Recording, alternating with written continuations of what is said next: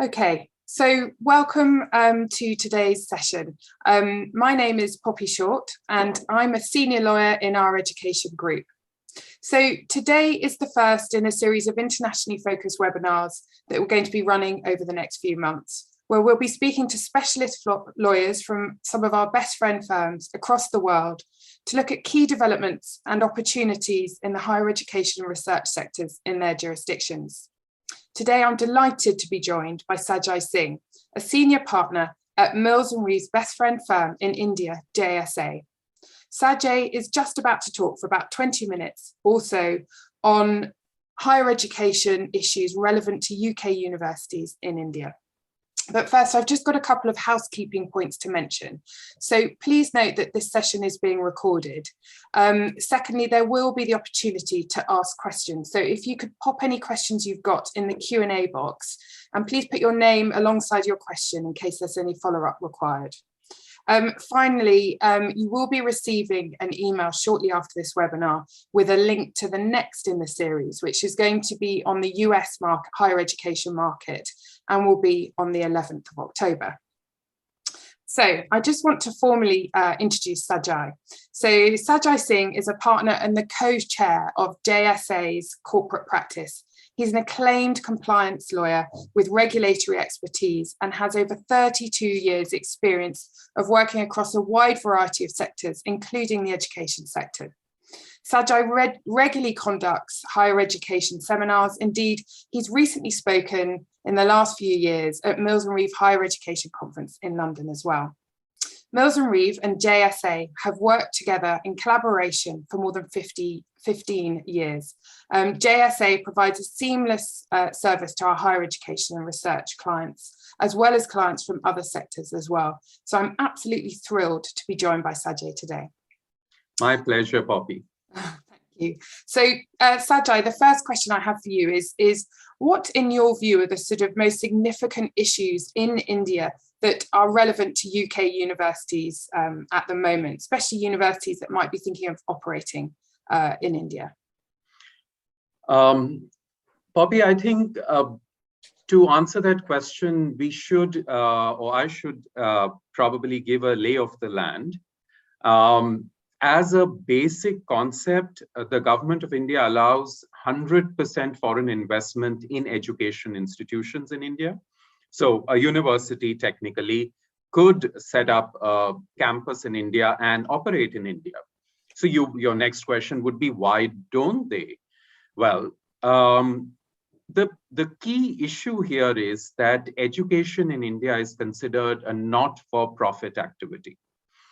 And what that means is that an educational institution which collects fees has to be a trust, a society, or a not-for-profit company, a Section 8 company, as we call it. This defeats the whole purpose for any foreign university, leave alone UK university, to set up base in India. And that is the reason you do not have any foreign campuses in India, while there is no, so to say, prohibition for them to set up in India. Having said that, the other reason, and we'll come to the ways you can collaborate or you could work in India in some of your future questions. But in theory, if the not-for-profit motive had been taken away, you still may have hesitation from foreign universities to come to India because the sector is heavily regulated. We have two main regulators. There are many, but I'll just talk about two. We have the AICTE and the UGC. Now, the UGC is really a sector, it covers the whole education sector other than technical education. Technical education is covered by AICTE.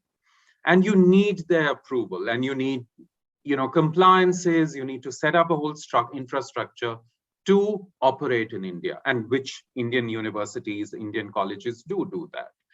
So because of that reason, also because the heavy regulation in that sector, there may be hesitation, even if you somehow got over the profit aspect. Therefore, what has been happening is collaboration, wherein The foreign university is paid based by the Indian university based on an arrangement, and we'll come to these arrangements later in one of your questions. But the foreign university is therefore not bothered about the not-for-profit motive, and the foreign university is not bothered about regulatory compliance, which is really the purview of the Indian entity. So the Indian entity that's collaborating with the foreign entity. So this is the structure that has really evolved, I would say, based on practice. In 2022, the UGC has come up with a regulation which allows, which is formalizing, let's put it that way, this particular arrangement, which was more a practice driven and not really a legally driven. Okay. And it is allowing foreign universities to issue degrees in India, dual degrees and various other collaborative efforts. I would just say that that is something to watch out for foreign universities.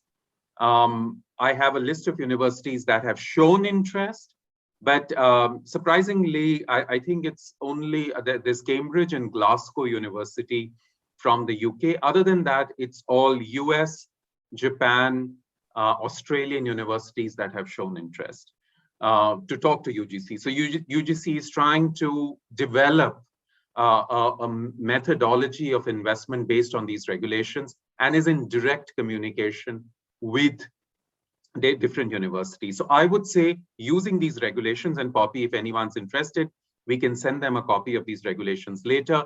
I would say based on these regulations, it will be a good idea for interested universities to start a conversation with UGC to explore. And UGC is very open because it's recognized that there's a particular body in India called Niti Aayog, which has actually made a recommendation to the Ministry of Human Resource Development, which is the body that controls education in India, and the Prime Minister, to say that we need to make it conducive for foreign universities to come to India. So therefore, UGC is very keen to collaborate with foreign universities, and we must, or all your participants must use this opportunity, using you and us to as a via media to structure. But there is complete freedom in the negotiation. There are no parameters that there are some parameters, but you don't really have to follow a set guideline. You can come up with a structure that's conducive to the university and UGC. Thanks, Sajai. That's really interesting. So what might these collaborations look like? I mean, is it likely to be sort of branch campuses opening up? Can you see that happening? Is it likely that it'll be sort of flying faculty or contractual collaborations? How can you see these collaborations sort of evolving over time, Sajai? So it is a joint degree, dual degree, and twining programs formalizing. Okay. It's just 3. It'll be hard to say, Poppy, if there could be anything else, like a campus, like a whole campus with the branding and everything. I think we are not there yet, Poppy. Right. So I won't say that that's going to happen. I think, but this is, you can call it a baby step, but in India, it's a huge step. Yeah. This is literally, and all these things, all the joint degree, dual degree, and twining programs existed in some form earlier as well. These were not prohibited. What this regulation is doing is giving it a legal sanction. And that is where I think it's great that India is recognizing what was happening in practice. And the UGC is willing to work within these parameters, or work to have dual degrees or joint degrees being issued in India. So as of now, I would say that you should be looking at a degree which is issued in India, which is completely outside, say, a twining or other program where someone had to come abroad. So you, in theory, have a student who's actually physically in India, studies the whole course in India, and is able to obtain a degree of a UK university. That's what's happening. Branding can be done. Branding can be done in different ways, but it's not going to be a solo branding. Branding on the certificate, yes, it's possible. You could have both the logos. Branding on the university So to say campus, yes, it would be, but it would be, things like in collaboration with another Yes, university. It won't be absolutely. the university. So the campus thing is close, but it's not going to happen right away. Not there yet. Okay, No. that's interesting. And what about online courses as well, Sajai? Is that something that UK universities could get more involved with in collaboration with Indian partners? So yes, and online courses today are not regulated if they are sort of conducted by an overseas university. So online courses that foreign universities are conducting can be conducted without a problem. You don't really need any approval in India. The issue is that if you are conducting a course in India for Indians, which is branded as a course in India, that is a course that needs to follow. UGC has online courses regulations that has to follow those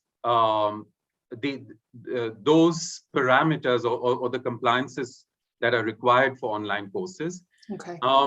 And I would say I wouldn't really say that you should set up something just to provide online courses, because you can provide those online courses even now and issue a degree even now. The degree may not be recognized in India because it's not issued based on the guidelines for online courses, but that doesn't matter. That degree will help the student get jobs and get opportunities overseas or in India with the foreign degree. So for whatever they had chosen, they could still benefit from that degree. So I wouldn't say that should be a driver, because you can do it and there's no regulation. I think just at this point, I would just cover the other ways that collaboration is happening. There's another area which is completely unregulated, is EdTech.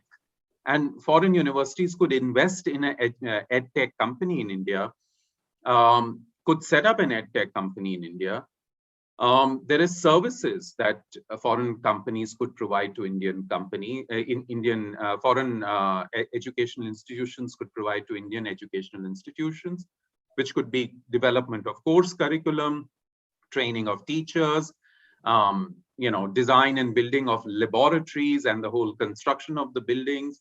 So there are many ways that they could provide services and be paid for them, which I would say, combined with other things, could almost give you or the university a feel that it is their campus, because other than their name being highlighted on outside, they could work with an Indian university and provide all the services that, or run a program or run courses within that establishment exactly like they would do overseas. So that's another opportunity that's available. Collaboration has different aspects. Collaboration has the aspect of twining programs, where you do part of the course in India and part overseas, and then you get a degree. You could have a situation where there is it's a collaboration where all the services, including teachers coming in and training the students in India, all the services are provided by the foreign university, but the branding is of the Indian university. Okay. It's the Indian university that collects all the money. It's an Indian university course. So there are various ways, through services, through online programs, through EdTech, through twining programs, that foreign universities are present in India and can continue to be present in India without requiring any, I would say, regulatory approval, or without bothering about the not-for-profit aspect. I'll just cover two more points, which I think sometimes get missed out. There's a whole licensing structure as well that you could work on. So you can license the curriculum, you can license a lot of intellectual property to the Indian university and pay and get paid for it. There's also the credit transfer program, which I think is a very good program, because you could work with the Indian university to offer a curriculum so that the credits can then be translated to a UK system, and then a person could continue education, go from that degree to another or a master's. So I think there are all these opportunities that have been explored and continue to be available for anyone who wants to come to India.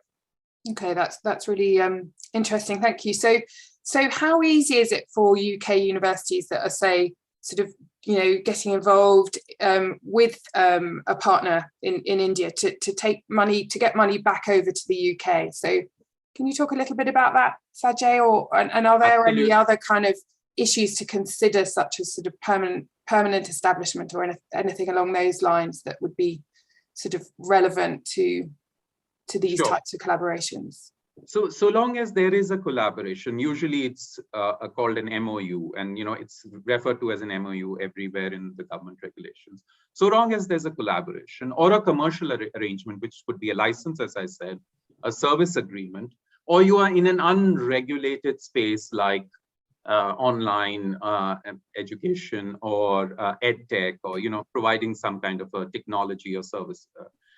So long as there's a agreement, you're working under the agreement, and you are cognizant of the parameters of the agreement, and don't go out and start issuing degrees and branding yourself as University of ABC in India, you are fine. You are not, there's no problem of a permanent establishment. Permanent establishment really comes in where people you're trying to pull wool over the government's eyes and doing everything without having documentation to prove it, and it's pretty much seems like it is that university there, and they claim to be that university in India and the foreign university in India, and therefore the government then turns around and says that you've established a permanent, you've created a permanent establishment. So long as there's a contract in place, and you follow the contract, and you have to be careful when you're drafting the contract to make sure that it is really a service or a license that you are engaging in, nothing beyond that. And you could have multiple contracts between the same entities, but you follow through. They are almost siloed, the work that you do. If you're doing that, you have no issue with a vis-a-vis permanent establishment, and transfer of money or sending money from India to overseas at rates and at prices that the two parties determine. So it's not that whole not-for-profit motive that I'd mentioned doesn't really come into play. It's totally fine. There's no restriction. You can send the money overseas and you can get the benefit. You can't send the tuition fees, which is really the the issue when I said the not-for-profit. You can't really send the tuition fees abroad. That is a bit of a challenge. But other than that, you could have the arm's length relationship, or a license or a service fee is totally fine. Okay, thank you. Time is marching on, and I see we've got a couple of questions already in the Q&A box. Do continue to put those in. I just wanted to touch, Sajai, just very briefly before we turn to those questions, on students coming over from India to the UK. Obviously, we've seen an increase in the number of Indian students coming to UK universities. Is that a trend that you think will continue to increase, Sajai? Right. So I think this year we've beaten China to become your biggest supplier of students. We were about 60,000 students about 3 years back, 90,000 students 2 years back. And I think this particular year, we have gone to 120,000 students a year. That's based on the student visas that the UK has issued. And that, I believe, beats China as the largest supplier of students to the UK universities. See, Poppy, we were a colony of Britain. And therefore, the issue is that an education system, we speak English, an education system, everything is based on the British system. We actually have the IB system for younger students, and there's a lot of connect with Cambridge, and even today, if you got a degree in the UK, it would almost seem a natural progression from an Indian degree to a higher degree in the UK, Oxford, Cambridge, Eton, various other places. So I think it will continue to grow. The affinity between the two countries, the language and the various other cultural affinities as well, will continue to make it attractive. Yes, there may be other countries like the US, Canada, and Australia that are offering a lot of, I would say, incentives for Indian students to go there who may come up. But I think the UK will always be, I would say, almost number one in every student's choice. A quick point, the first two questions that came about, I can quickly answer them. In terms of online courses, it is, if you're offering them from overseas, there is no tax implication because the Indian student pays 100% of the fees online and is able to pay fees for an online course that's being conducted from the UK. For twining programs, yes, you need UGC approval. It's based on the MOU that you will sign with the Indian university. And once you have signed an MOU, there are several other documents that you need to give. There are some qualifying criteria of your accreditation, of your status in UK. But yes, that document will have to go to AICTE or UGC, depending on what the course is. And after that, you get your approval. And then you can offer that program to Indian students. So those were the first two questions. I thought I'll quickly answer them. But back to you, Poppy, for the remainder of our discussion. Okay, thank you, Sajai. Well, let's pick up on the next question I've got in my list in the Q&A, which is if there's any specific tier of cities within India that UK universities should be focusing on. Is that something you know, Sajai, or? Tier of cities, if the question is that which cities are attracting more investment or more universities, I would say there are two factors to consider. First is that education is a part of the concurrent list. What that means is the federal government and state governments can legislate on education. Therefore, yes, there are some states who are more, I would say, who are more interested in attracting foreign universities or even domestic educational institutions. Rajasthan is one of them. And it is more open to having discussions at a state level with foreign universities to try and see how they can, in the current regulatory framework, how they can bring those universities to India. And they would rather that the university set up base in their state than any other. So in addition to the discussions that I'd mentioned vis-a-vis UGC, I think it's very important to find a state that is open or more receptive to foreign institutions offering higher education in that state, and then talk to them. The second factor is the weather. Most of the good educational institutions, or many of them, are located in places which have a more temperate climate, which is not very hot. So you would find places like Bangalore, Pune, come high on that list, just because it's more conducive to study if you're not struggling with the environment and the weather.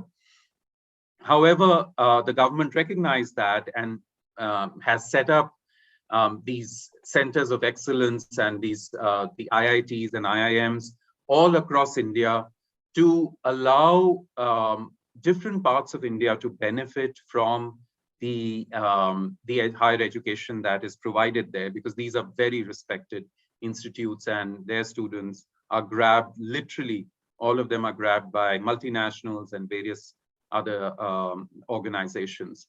So in that sense, the government, whenever it sets up any specific institute at a federal level, it disperses it. It at least sets up 4 or 5, north, south, east, west, and central, so that people from different regions can benefit. So that would be my comment on the cities. I hope I've answered it, but if there's anything more or detail that's required, happy to do that later. I mean, it's such a big topic, isn't it, that we're only able to touch on some of the issues, and we've got lots of really interesting questions coming through, which we will follow up if we don't get to answer them all now. But I think I'd like to cover as well the likelihood of Indian universities wanting to collaborate in the UK.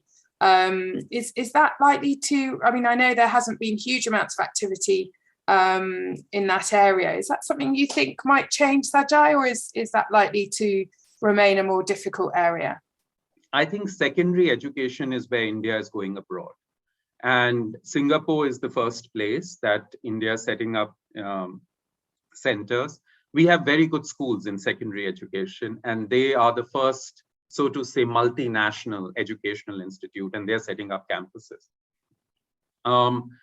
I would say there will be baby steps that higher education takes. I would say Middle East may be the first, so to say, first place that they would go.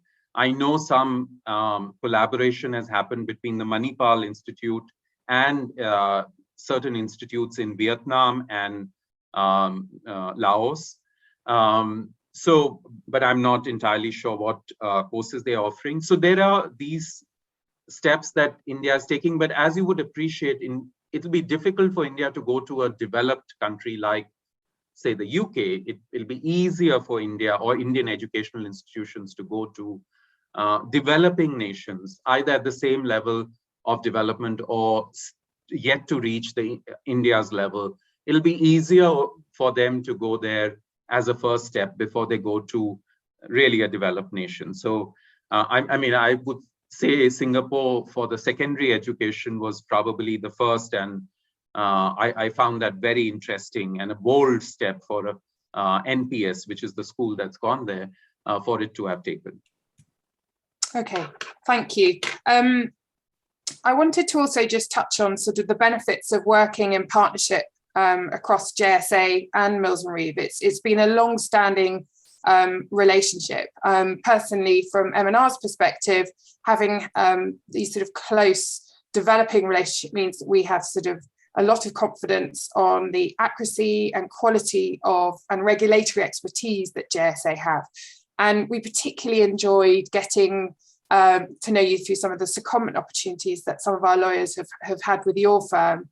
And that also played out during the pandemic when we sort of kept in close contact with each other. And I was particularly intrigued and impressed by your culinary skills, Sajai, which you did a live cookery demonstration of how you cook scrambled egg from your kitchen during the height of the pandemic, which so not just are you a fantastic lawyer, but also an acclaimed chef as well. But over to you, and just in terms of sort of the relationship and sort of advice and seamless sort of service we can offer across Mills and Reeve and JSA. I don't know if you've got any commentary on that as well. I think for any client to reach out to Mills and Reeve or JSA, where we are both working together, I think the assurance or the comfort that comes when the two parties, the two advisors know each other well, work seamlessly, it's a different feel for the client because you are comfortable and you know Absolutely. That they both speak the same language. And I think that is the most important thing for any client. And I hope many of those who are listening to this and others will take advantage of this, where sitting in London, you could get services, in India, and have no issue, and you don't have to go hunting for an Indian lawyer because of this very close relationship between the two firms. Absolutely, and long may it continue. Well, I think we need to draw this session to a close now. And just to say, anyone that's put a comment in the Q&A box, we will follow up with you. Or if you've got any further questions, please do direct them our way, and we'll do all we can to follow up on those. Obviously, it's a big area, but we've had some really useful insights, Sajai. So thank you very, very much. From a housekeeping perspective, just to note, you will get a feedback request. I'd be really grateful if you could just spend a minute filling that in. You'll also get an email following up from this session with a link to the next session, which is on the 11th of October, as I mentioned before. Two of our partners from our best friend firm in the US, Robinson and Cole, will be joining that one to talk about the US HE market. So finally, once again, thank you so much, Sajai, and thank you everybody for attending today and for listening. Thank you. Bye-bye. Thank you for having me here. Pleasure. Thank you.